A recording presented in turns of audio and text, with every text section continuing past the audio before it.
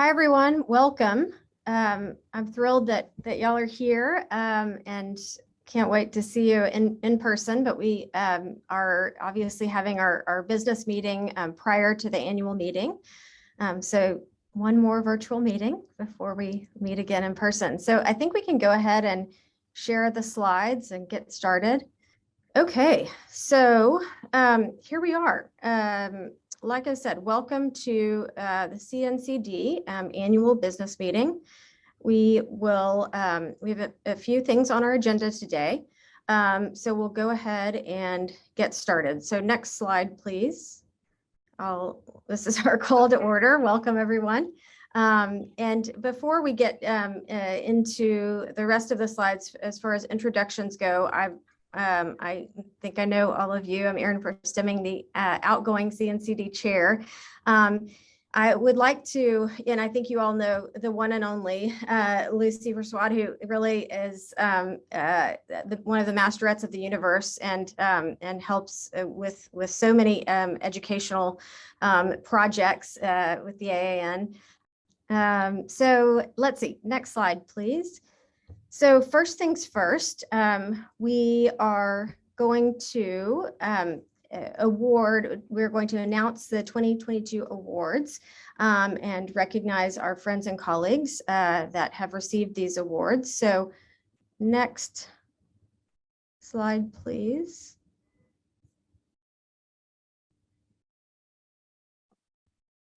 Is it advancing or no?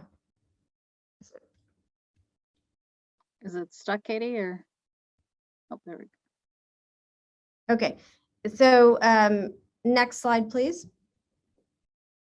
Okay, so our first award winner is received the Clerkship Director Innovation Award. Dr. Megan Ritchie at UCSF received this award. And I don't think that Dr. Kong is on. She was going to introduce her, but so I will go ahead and do that. Congratulations to Megan. She is, I will read actually one of the many wonderful descriptions from her colleagues. Dr. Megan Ritchie is an inspiring, passionate, and engaging educator at UCSF. Since 2018, Dr. Ritchie has served as the Neurology Clerkship Director at UCSF, where her work has been absolutely transformative, adding new sites, improving clerkship scores, supervising a major transition, and coordinating a core clerkship through the COVID-19 pandemic. Dr. Ritchie truly represents an outstanding educator and innovator. So congratulations to Dr. Ritchie. We are so proud of you and excited for you. And I don't know if she made it onto the call. Let's see. I don't see that she's on. I don't see that she's on. So congratulations to Dr. Ritchie. Our next award is the Clerkship Director Teaching Award. And Dr. Robert Ian Thompson-Stone received this award. He's at the University of Rochester. And one of Dr. Thompson-Stone's colleagues, Lori Nepner, wrote the following. Dr. Thompson-Stone's application reflects an impressive dedication to neurology medical student education. Not only has he greatly improved medical education in his clerkship, but he has also studied narrative versus numerical assessments and published these results in a landmark article. He exemplifies all features of an outstanding clinician educator and has contributed greatly to neurology medical student education in his clerkship and beyond. So congratulations again to Dr. Thompson-Stone. And again, we're so proud of you and thank you for all of the excellent work our two clerkship directors are doing to shape our future physicians. Our last award that we will mention. Oh, and Dr. Thompson-Stone, you're on. Do you want to say anything? No pressure. I see that you just. Do you want to? I'll just say thank you to everybody in the AAN. I think we all work hard and we do a lot to put together these great teaching programs. It's one of the most fun parts of my job. I love working with students, and it's great that the AAN is helping to acknowledge the hard work that we do. So thanks. And thank you. And again, congratulations. Well deserved. So our final award tonight is the Clerkship Coordinator Recognition Award. Our coordinators are certainly the wind beneath our wings, and so we are honored to present the award tonight to Tammy Hall at Indiana University School of Medicine. And I will read an excerpt from Christine Berry's comments as to why Tammy was chosen for this award. Tammy has been a clerkship coordinator at IU since 2015. She received many accolades for her outstanding support of IU's large medical school class, 400 students across 9 campuses. Her flexibility, support, and kindness has made a positive impact on the students' medical school experience. She was noted to spread positivity and a commitment above and beyond expectations to ensure the success of the students. For these reasons and more, she's a natural choice for the Coordinator Recognition Award. So congratulations to Tammy. Excellent work and well-deserved. Next slide, please.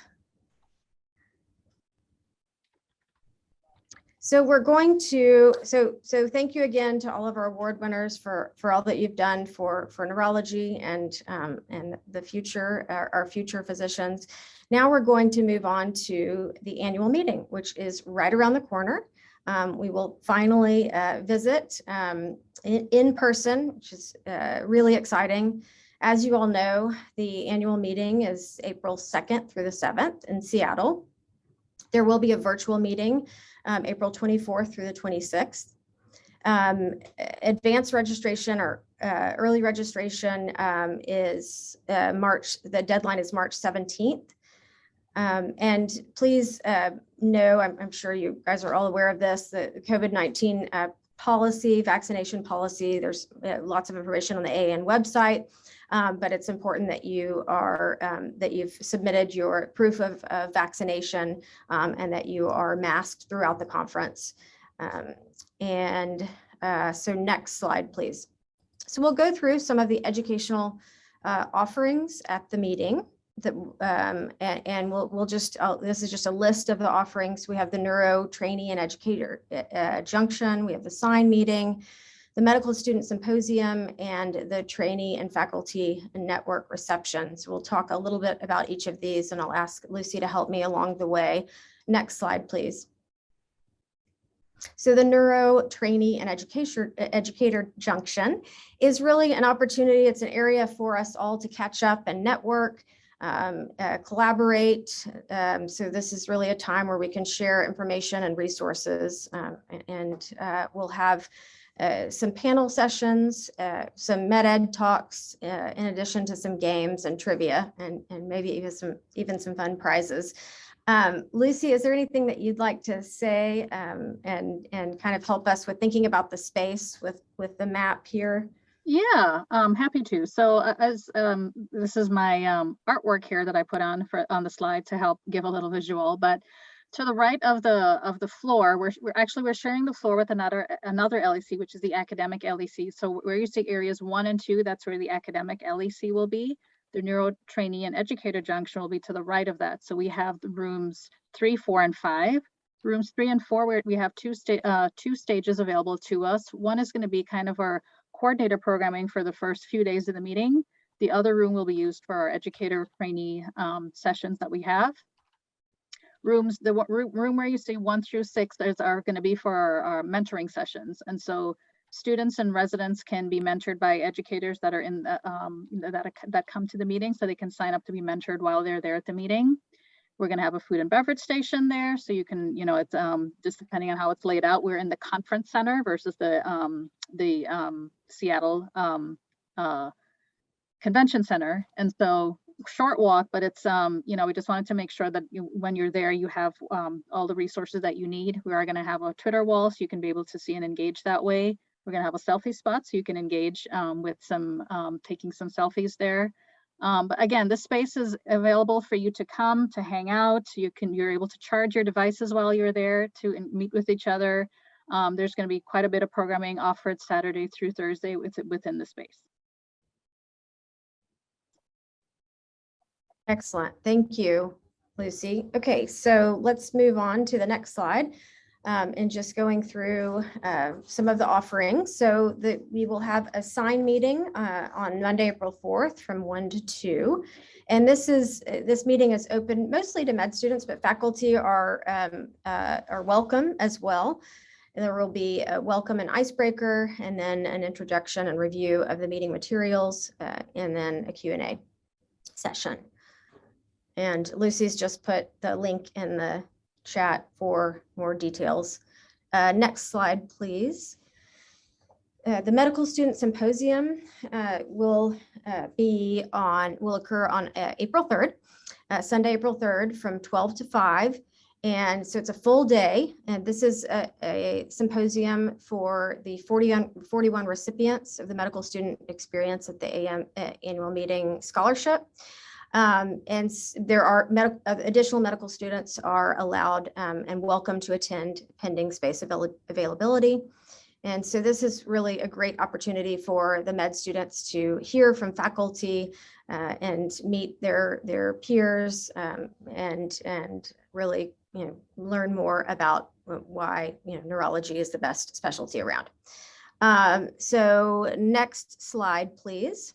Dr. Firstemming, just for the symposium, I put a link in the chat. We're looking for a few physicians that can help to be part of the symposium.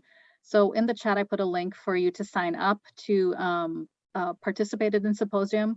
There is a part where we have lunch, and then we're calling it interaction so that they're just not sitting around all the time. So lunch, interaction, and then we have a subspecialty networking. So if you're there and can represent a particular subspecialty that we have listed, we'd love for you to attend. So if you can use the link and just submit your interest, we are trying to assign space and solidify presenters and attendees at the symposium. So please encourage students if they have an RSVP, and yourself if you're able to participate as a presenter. Yes, thanks, Lucy. And yes, we would love to have all of you. So thank you in advance to those of you that are pondering signing up. Please do. So there's the trainee and faculty networking reception will occur on Monday, April 4th from 6 to 8 p.m. And was somebody saying something? I think maybe someone's inadvertently unmuted. So this will be at the Hyatt Regency in their ballroom on the 6th floor. And this is just an opportunity for us to network and really just get to visit with humans, three-dimensional humans, and just visit with everyone. So it should be lots of fun. And then next slide. We will also have some director educator courses on Saturday, April 2nd from 7 to 12:15. We'll have the CD and PD conference. And so the title of the conference this year is Encouraging Your Faculty to Say I Do to the Resident and Medical Student Education. So we've got a great lineup. I hope it will be enjoyable and educational for all of us.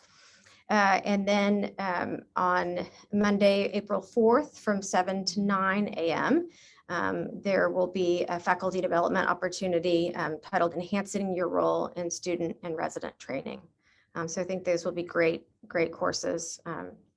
If you're able to attend, we'd love to see you. And then next slide, please. The Academic Exchange Learner Engagement Center programming. So there are some different opportunities. We'll hear on Saturday, April 2nd, some about best practices for neurology clerkship directors. Of course, all of you here on this call could contribute to that, I know. And then the clerkship director's conversation corner will just have some conversation there, as you can imagine, on Sunday, April 3rd and 6th. Lucy, is there anything else we need to say about the Learner Engagement Center? Aside from these sessions, as I put the link in the chat with just finding programming, there are quite a variety of things, but so we've just, as we've put on these slides here, just a few things we think would be of interest to you, but there's many more. So, please take a look at the schedule, but, encourage you to support your colleagues for the ones that are doing these also. Okay, great. Thank you, Lucy. Next slide, please. So I'm just going to mention a couple of the work groups, just give you updates of the CNCD work groups. So we have the Resident as Educator work group. So this is and the work group members are listed in a very small font, but hopefully you can read them. We have a great group of folks that volunteered to work on developing a resident educator track. And so we will present a poster at the annual meeting. Thank you to Miguel. He's the first author on this abstract. And really our goal is just to try to develop a formal training pathway with the AAN for our neurology trainees that are interested in pursuing careers in medical education. We will also have a faculty panel talking a little bit more about this, our plans.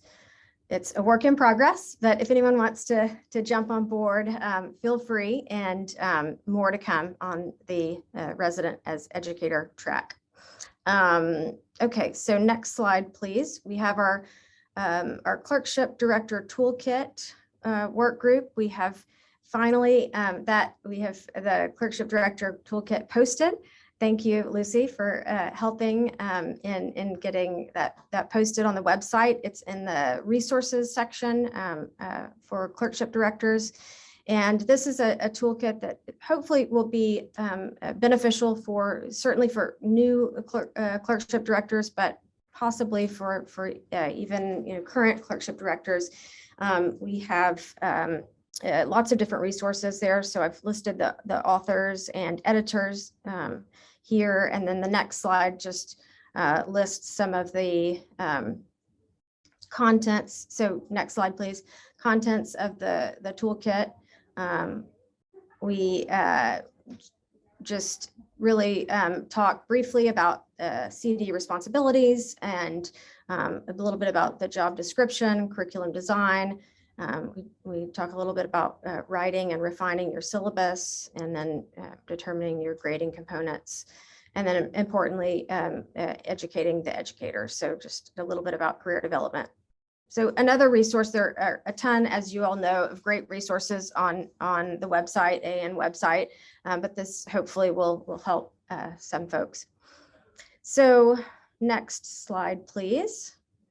I think, okay, so we've gotten through a lot already. I think I might be talking too quickly. Sorry about that, but we've gotten through our awards, a quick run through of the offerings, the awesome educational offerings at the annual meeting. And now we will move on to talking about elections. And so Lucy, I'll let you take it away. Yeah, thanks, Dr. Firstemming. So it's that time again, how quickly time goes. So we need to conduct elections for our new chair-elect. So on the slide, you'll see some information as to the term. When you're elected as chair-elect, you'll serve for the 2 years, being 2022-2024. Our cycle runs just around the time of the annual meeting. So at the end of the meeting, then that's when the transition happens. And so then you're going to be elected for chair-elect. Thereafter, you automatically become the chair after those 2 years. After those 2 years, then you'll become the past chair. So it's really a 6-year commitment that we're looking at. But these are definitely, as far as Dr. Firstemming can talk about, Dr. Kung, who's now going to be our chair, Dr. Salas is our past chair. They have been instrumental to the work of the consortium and especially the officers that we've had in the past. So we're looking for candidates to submit their information. And so I have on here what's needed for the submission.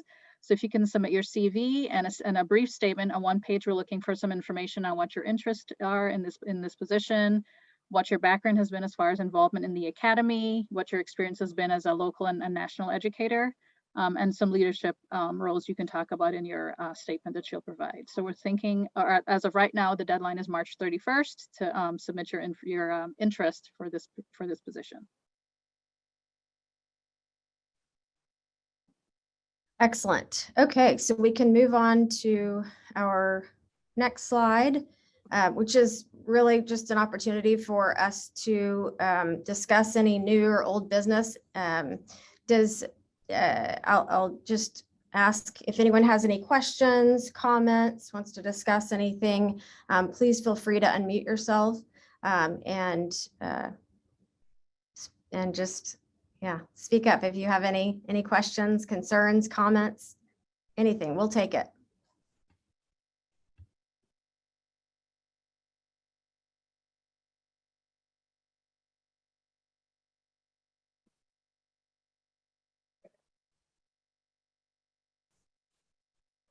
All right. I just seen the chat, Dr. Firsthaming, about the toolkit. So yes, as you go through that and you find any links that are dead that need updating, please email me, Dr. Kong or Dr. Firsthaming. We can certainly take a look and update that. And if you know of the correct resource, please also send us that so we can be sure to add that.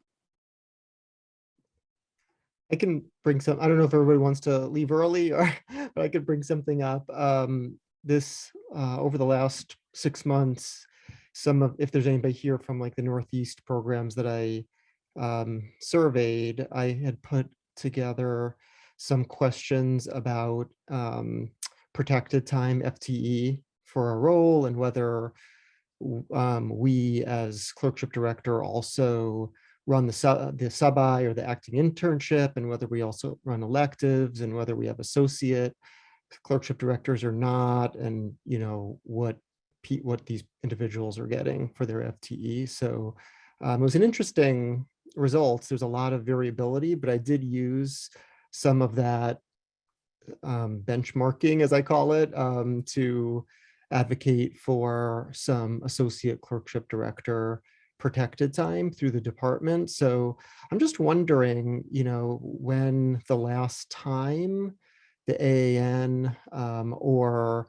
through like publication, I know there's a publication from a number of years ago that talks about this, but when the last time this has been looked at more systematically, and if people are feeling like they need leverage at the department level to advocate for either other people to take over certain roles, sub-Is, electives, etc., or they feel like things are going pretty well from the standpoint of the support that they're getting for the role.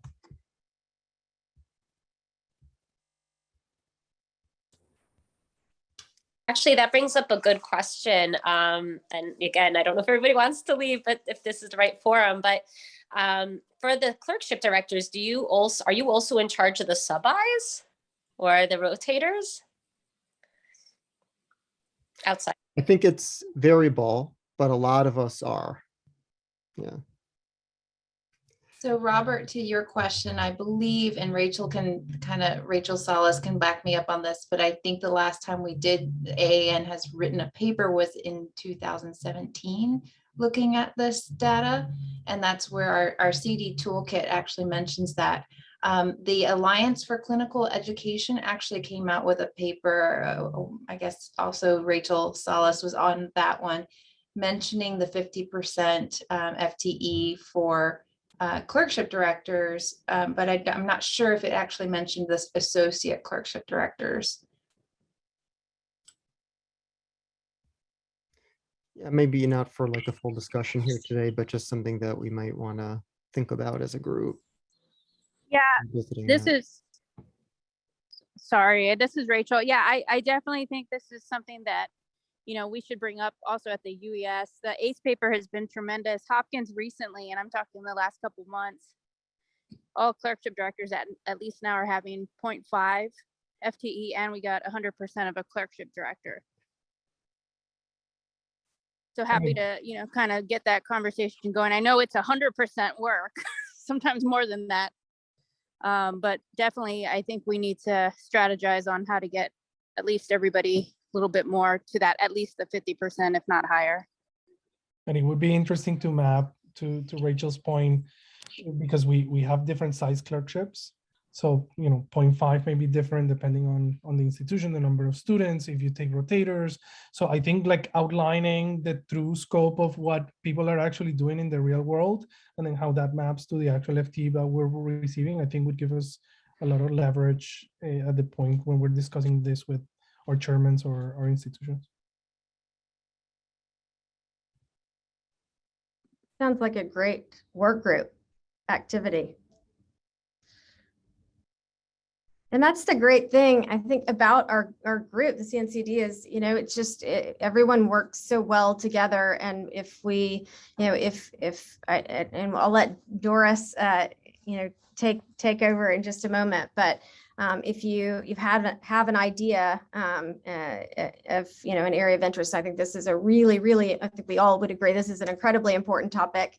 You know, we can work collaboratively and really, you know, hopefully make some changes moving forward. So yes, thank you for bringing that up. And since we didn't get to have our VCC, our virtual conversation corner prior to the meeting, I kind of feel like, not to get us too off track here, but this is like a mini VCC as well. So if anyone has any other suggestions or any questions, feel free. We don't have to rush today.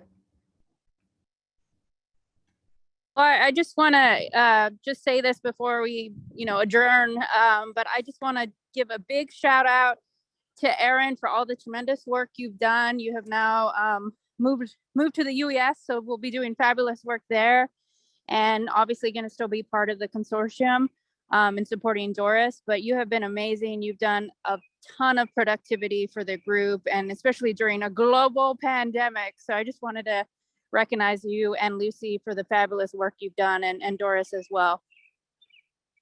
Thank you so much, Rachel. That means a ton, and yeah, thank y'all. I mean, it's been a journey, and so I really appreciate it. And I was trying to follow in Rachel's footsteps and her pumps. So thank you very much. Let's see. Any questions or any other topics that y'all want to discuss? Hi, this is Dr. Vu. Sorry, I'm on, my video is off because I'm holding a sleeping baby.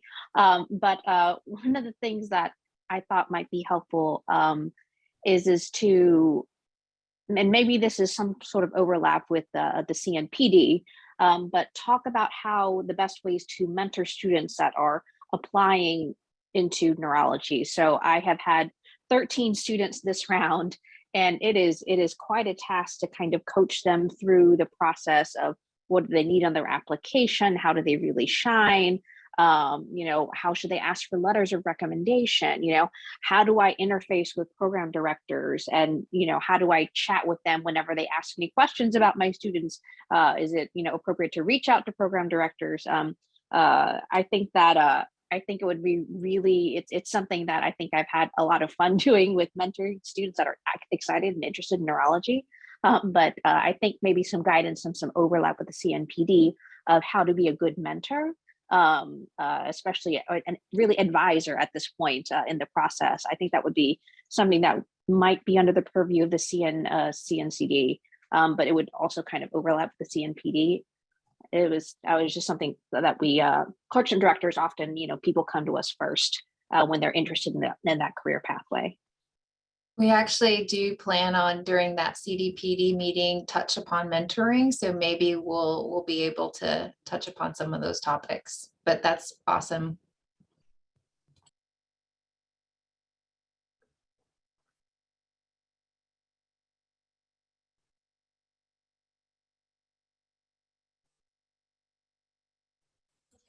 Igor, I just saw your comment. Yes, we did talk about that. Yet another work group activity. You're muted, Igor. Realize I have two mute buttons. We're going to come up with language to put into letters to communicate exactly the level of training the student, for a student who's applying to to different programs. Yes, that's on our list.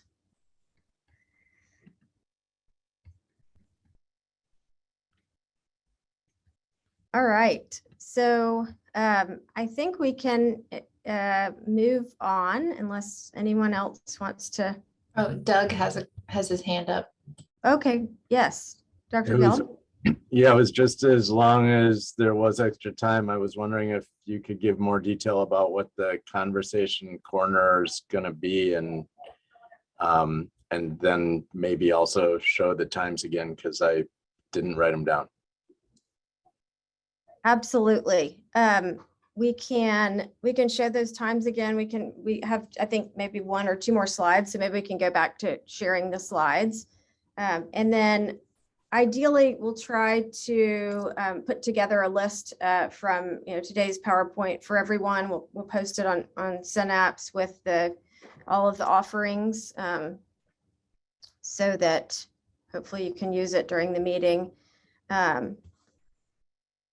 Let's see, Katie, do you mind sharing the slides again? Thanks. And then Lucy's put some the times also in the chat. And then Doris, I think do you want to say anything about either the conversation corner or the best practices for neurology? Yeah, so Saturday, April 2nd from 2 to 2:45, as Lucy's put down, is where the best practices for neurology clerkship directors will be talking mostly about probably about how to start your clerkship and those types of things. It's probably for people that are coming in as new clerkship directors. That doesn't mean that old clerkship directors can't come to this one and give their input and maybe even give their expertise as well. That would be really helpful.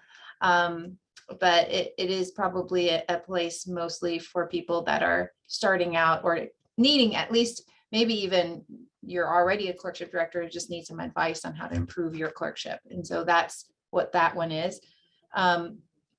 The next one, I believe that one's on Sunday. Yeah, Sunday, April 3rd from 12:30 to 1:15 is the Clerkship Director Conversation Corner. That one really is for established clerkship directors.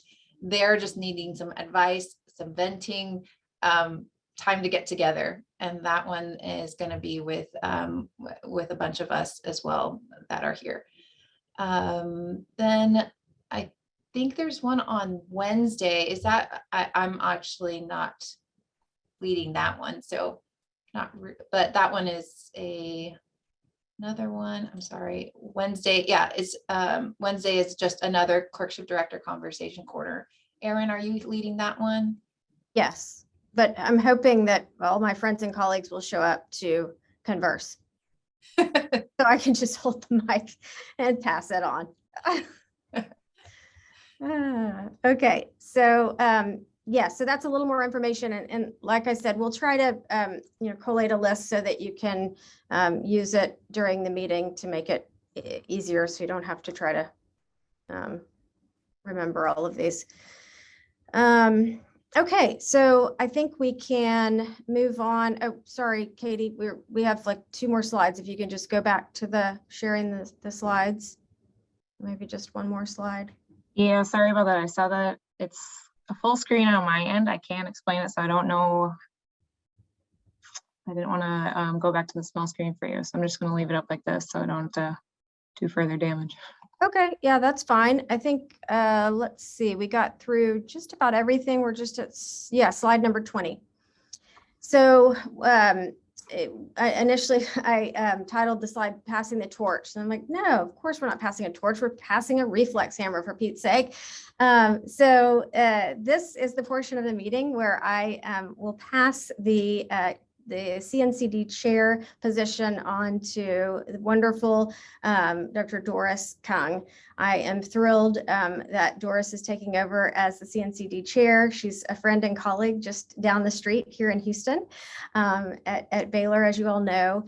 And she's been an excellent chair-elect. And of course, as I said earlier, we're following the footsteps of Dr. Rachel Salas, who is, a superstar and then some. And so it really has been an honor to serve as the CNCD chair. It's I've loved getting to know all of you, and sincerely appreciate your support and just the collaborative nature of our group. I think we've had some great conversations, and it's really nice. And we, as mentioned earlier, we all work a ton, and we're really passionate about neurology and educating our students. And as we all know, it's often the clerkship director job is unfortunately often a thankless job, and so it really is helpful to have a support network of folks that are doing have a similar job and doing similar things. So thank you, and I will pass this on to Doris to just say H&G, and I hope to see you all in Seattle very soon. Well, I just want to say thank you, Erin, for leading our group during COVID. I mean, you literally started during the pandemic, and it was a crazy time. And I hope to continue to fill your shoes as well, and pass on all your wisdom and leadership over through the CNCD. And I'm excited to continue collaborating. I think we all have some great ideas, and I think it would be also a great time to kind of revamp some of the ideas that we have talked about, even through the virtual conversation corners that we've held over the past 2 years, right? And make some work groups, maybe write some papers addressing some of these topics that we've all kind of been talking about, like the FTE issue. So yeah, I'm looking forward to some good years ahead, and hopefully some productive years from CNCD. Excellent. Well, thank you, Doris, and thank you again to Dr. Salas, to Rachel for serving as the past chair, and thank you to all of you for being wonderful friends and colleagues. And I hope that you have a fantastic evening. And I think, unless I hear differently from Lucy, who is our boss, of course, I think we can adjourn the meeting. Is that a correct statement? I also want to just put a push out there. All of you guys apply for the chair-elect, please, because all of you are very, very qualified, and I would love to work with you. Yes, absolutely. Please apply. And take care, everyone.